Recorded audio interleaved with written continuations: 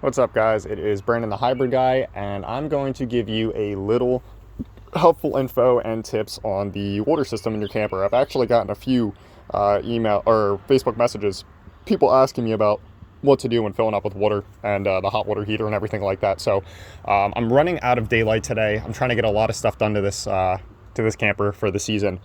So I don't have the propane on or the battery hooked up, but you still should be able to grasp a lot of the concept here. So the way I'm going to do this is if somebody doesn't know anything.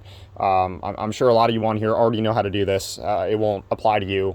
If you get a tip, great. If not, yeah, that's fine. This is mainly for, like I said, new people that I just wanted to help out. So we'll start at the basics. Right here will be your potable water, your freshwater fill. This is the internal tank. Okay, that's what this cap is. So, the beginning of the season, you want to fill this up with water. Or, over here will be your city water hookup, which you can hook up with a hose when you're at the campground, which, clearly states city water connection. That's where the hose would go. So, as you're about to fill up the camper, we'll start off as if you're using the water tank. Okay, excuse the camper, it's a mess right now as I'm trying to do all the graphics. We're gonna go inside, and first things first is, after you fill up the water tank completely, what you wanna do is come over here to your faucet. You wanna turn it all the way to hot and open the faucet, okay? Then you wanna go ahead and turn your water pump on. Obviously, you guys' water pump switches will be in different places. You want to go ahead and flip that on. What that'll do is obviously it'll start building water pressure. Why do we open the hot water faucet first? Well, I'll tell you why. If we come out here to the hot water heater, we'll open her up. What that's going to do is it's going to alleviate the air pocket inside of the hot water tank, so that way it can fill properly. These can be started with no water in them, propane only. However, you really don't want to do that. You just want to do that to check. Okay, so you're going to let it fill, and you're going to go inside to the faucet, and you're going to hear it gurgle, gurgle, gurgle, gurgle, gurgle, and eventually you'll have a full stream of water. When that happens, you can go ahead and shut it, and at that point, your water pump should shut off after it builds pressure. If your water pump is staying on with all the faucets closed, and you went around and you checked your hot water heater, you've checked your drains, your low point drains, you've checked your outside shower, you have a leak somewhere, and you need to get in all the cabinets and you need to find it. Okay, so when you go to start your hot water heater, you want to make sure it's definitely filled up with water. Okay, so you go inside, and all of these have the same switches if you're firing it up on propane. Okay, this is an Atwood. All you do is hit the switch to on. This red light will come on. That will start the ignition process. At that point, the electric gas valve here will open and it will ignite through here. This sensor right here gives feedback to the computer, which essentially is what this is. This is called a DSI hot water heater, which stands for Digital Start Ignition. Like I said, this is an Atwood. This is an aluminum tank, so you don't have to worry about this one rusting. There's no anodes in this tank. If you have the other companies, if you have a steel tank, in the drain will be an anode. And what that does is it will erode the anode before it erodes the hot water tank. Those tanks need to be flushed. In the notes page on here, I have a picture of the tool you need that you actually use a garden hose, and you'll stick it up inside the drain and you'll flush it all out. It has a high stream of water. That'll get out all the particles and all the rust and the nasty stuff. Then you want to go ahead and replace the anode. But on an Atwood, you're just going to have a drain. And this was an add-on. So that's essentially how the hot water heater works. I wanted to point out here, right here is your air adjustment. This is your mixture screw, essentially, just like if you were tuning a carburetor. So this is what adjusts the airflow in with the propane. A lot of the times you walk around a campground and you'll hear these things sound like a jet engine. That is too much airflow. So what you do is you loosen this 1/4 inch nut, and you can actually adjust this. And what you want is a nice hot blue flame, not a yellow flame. That's not enough airflow. Right to the point where you hear it sounding like a jet, and then you want to close it little bits until that noise goes away, and it's just a constant steady flame.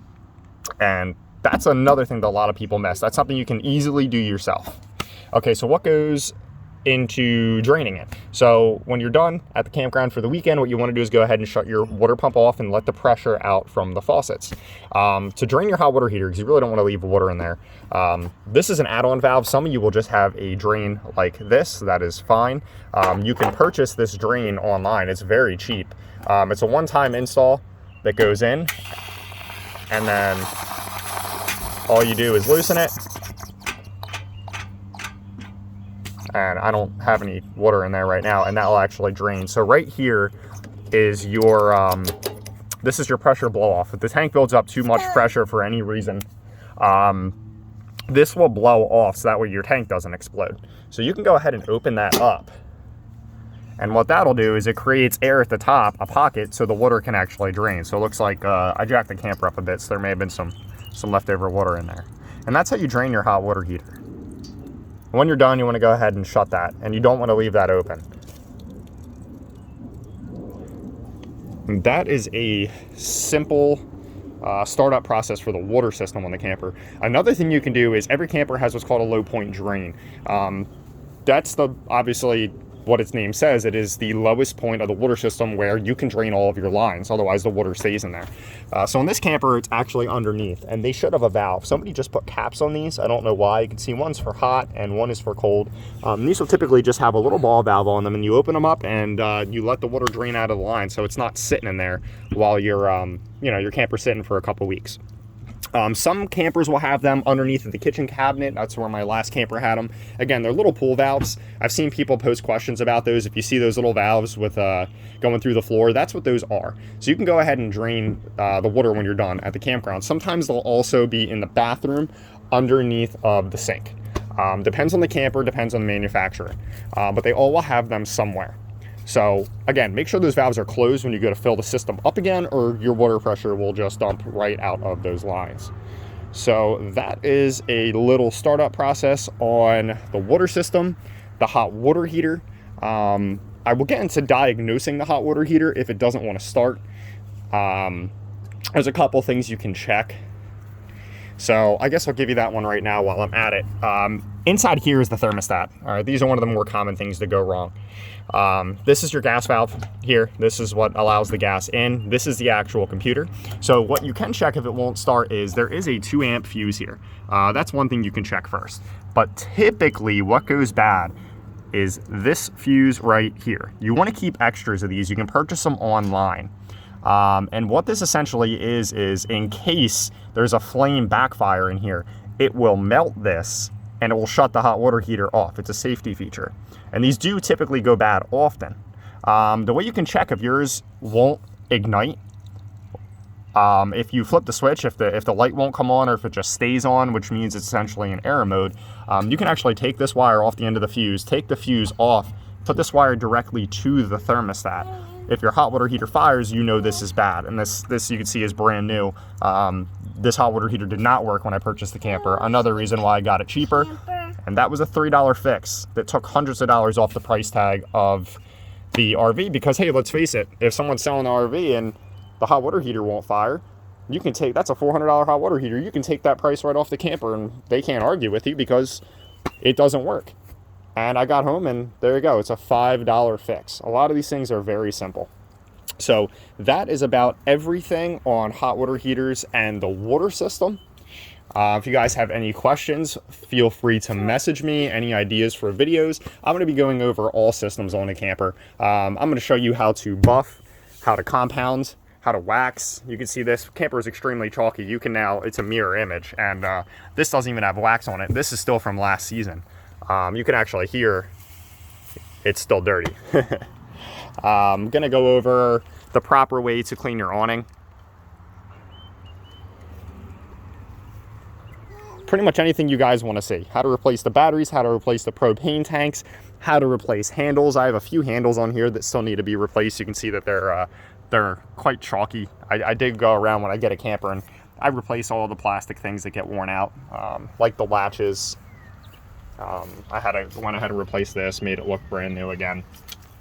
So there's a lot of different little things you can do to your camper to make it look brand new. And they're all pretty simple repairs. So that is it for this video. Again, if you guys have any questions, just message me. I am Brandon, the hybrid guy, and have a good day.